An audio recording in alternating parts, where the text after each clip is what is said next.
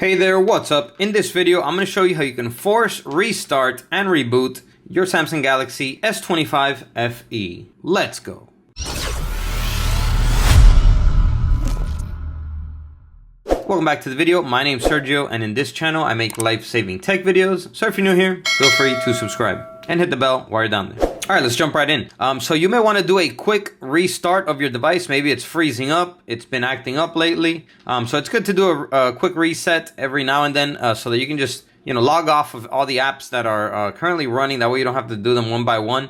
And, any apps that may stay running in the background, this will help close everything out and restart the phone fresh again so that hopefully it can unfreeze and you can start using it normally again. All right, so let's get right into it. So let's say you're stuck in an app, for example, like this. So all you got to do is from anywhere on your phone, you just press and hold volume down and this Bixby button right here. Press and hold them both together until the phone screen shuts off. All right, let's go ahead and do it now.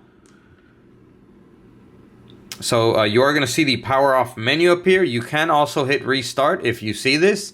But if it doesn't, you just continue to hold and then you let go when the screen blacks out. Okay, and after a few seconds or maybe a minute, it will automatically restart. And there we go. We can see the Samsung Galaxy logo now, so it is rebooting.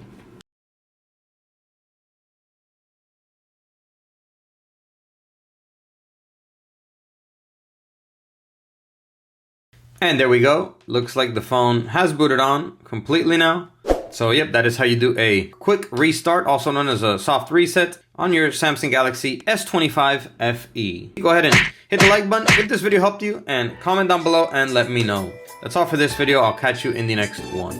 As always, peace.